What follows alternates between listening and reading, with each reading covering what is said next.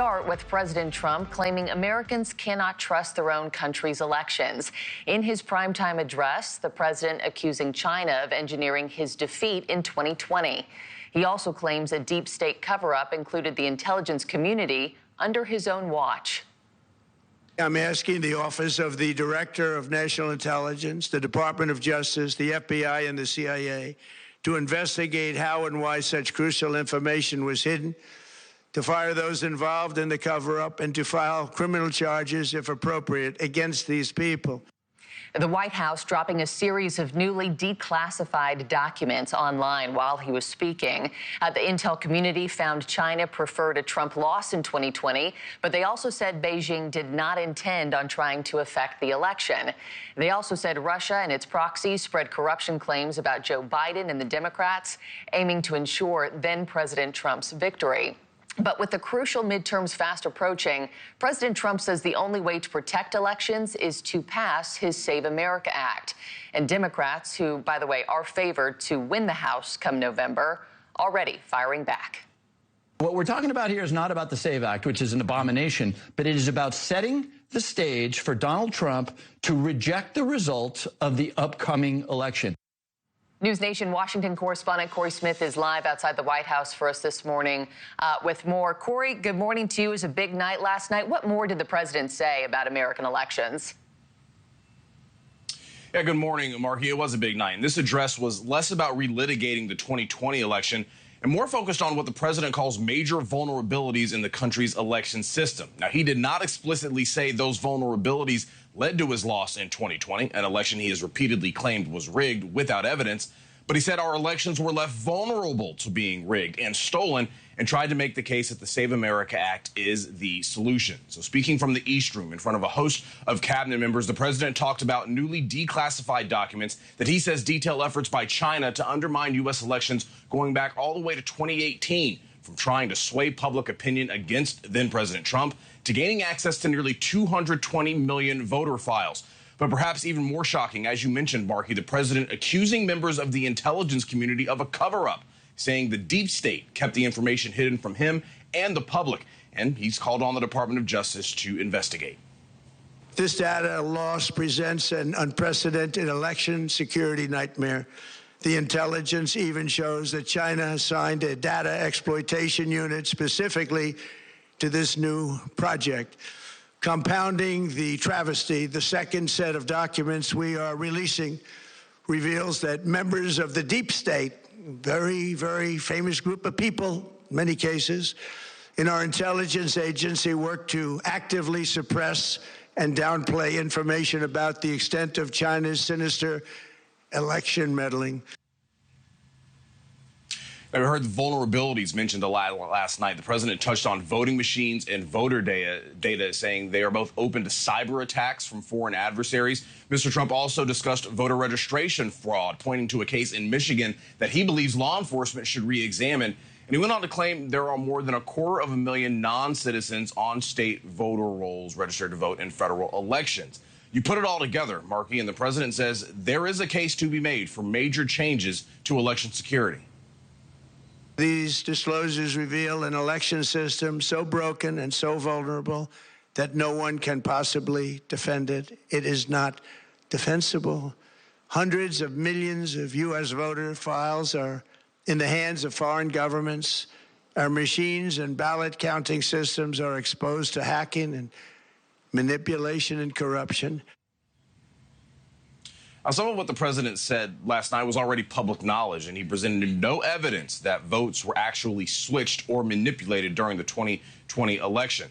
A U.S. intelligence assessment previously found no evidence Beijing had any effect on the 2020 vote. Democratic Senator Mark Warner of Virginia slammed the speech, saying he fears the president is trying to set the table to claim midterms interference. Now, in terms of the Save America Act being a solution here, that legislation largely focuses on things like voter ID, proof of citizenship to register, mail-in voting, not the issues of election security the president mentioned last night. Most importantly, addressing this crisis of election security demands that Congress must pass the Save America Act. How easy is that to do unless you want to cheat? The only reason you wouldn't do it is you want to cheat. But look, Marky, this is going to be a very tough sell in the Senate. Even Majority Leader John Thune has told President Trump repeatedly the votes are simply not there to pass the SAVE Act. So we'll be looking today to see if anything the president said last night can change the opinion of lawmakers on the Hill. Yeah, if this moves the needle at all. Corey, live at the White House for us, thank you. For more, let me bring in News Nation political contributor Mick Mulvaney. He served as the director of the Office of Management and Budget and White House Chief of Staff during the first Trump administration. Mick, thank you for joining me early. Just first, your reaction to the speech. We knew leading up to it he was going to touch on election integrity, election security. Is this the national address that you were expecting from him last night? Well, I guess I was expecting it after everybody sort of talked about what it was going to be. I was surprised that he chose to do a national address on this particular issue. I thought that national addresses, Mark, you typically would do those things for a war or major economic announcements or something like that. Which we are in the middle of, so that would have been fitting. Exactly. We've got inflation to deal with. We've got Iran to deal with. So to take a national address to do election security now, I thought was an unusual choice. That being said, I thought it was a decent speech. I was struck as a former chief of staff who sat through a lot of Trump speeches, as you can imagine, how closely he stuck to the script. I thought that was interesting. There's a lot of talk in Republican circles before the speech about how many Republicans were worried that this would become yet another rally speech complaining about the outcome of the 2020 election. Clearly, it wasn't that. There was substance here. There's no question about it. Yes, we have issues with election integrity. He talked about how long it takes to count votes in California, for example. There was a good bit of substance here last night. It was not a rally speech. But to answer your question, I was surprised this was the substance they went with for a national address last night. And the president leveling all these new claims, especially when it comes to China, but not really giving any new evidence. I mean, the White House released all these, files online, kind of no context, though, selectively chosen. Were you surprised he didn't come with more, and also at the same time said, I'm ordering the DOJ, the FBI to investigate further? Why didn't he do that on day one? Look, when you do a national address, it's a big deal. It really, really is for a president to give a national address. Now, it wasn't an Oval Office address. Interestingly, maybe only to me, he wasn't sitting behind the Resolute desk. He was standing up behind a podium, which he prefers. But you do that for the really, really big stuff, big announcements. And I don't know if this was a big announcement last night. Listen, I'm not in the same boat as some of my Democrat friends who think this is an excuse to meddle with the midterm elections. Certainly, I understand why they feel that way, but I'm just not as worried about it as they are. But maybe this was a pitch for the SAVE Act that he's made such a big deal about. But it's again, to use a national address to go on to push a particular piece of legislation is a little bit unusual. Here's my fear. Why do I care about that? Why are we talking about this? Yeah. Because if you give national addresses too often on issues that aren't necessarily worthy of a national address, then you worry about actually having to give one sometime when it is important and no one paying attention to it. You can't overuse these things. So like a boy who cried wolf, sort of. Election integrity is absolutely important. There's no question about it. The president, however, has multiple opportunities to talk about that very critical issue short of a national address. Back to China, accusing them of meddling in the elections, putting Joe Biden in office instead. He claimed that they hacked more than 200 million U.S.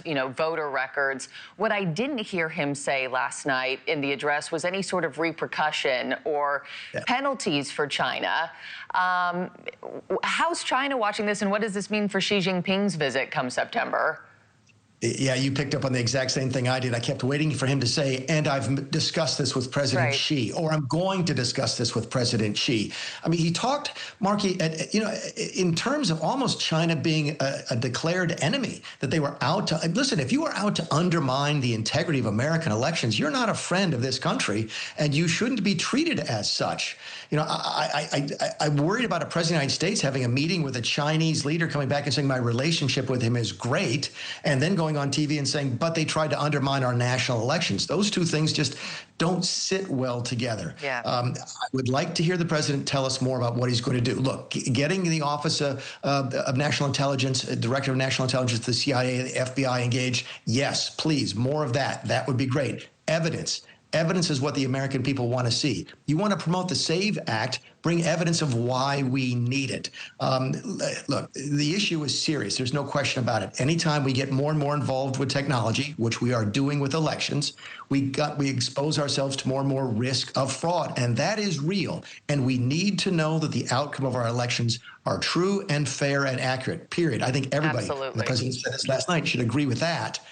But I don't know exactly what they're doing about that other than just continuing to investigate it. And let me play some sound for you just from the president last night. He said that this entire speech was about reassuring Americans that the election system is secure and safe. Take a listen.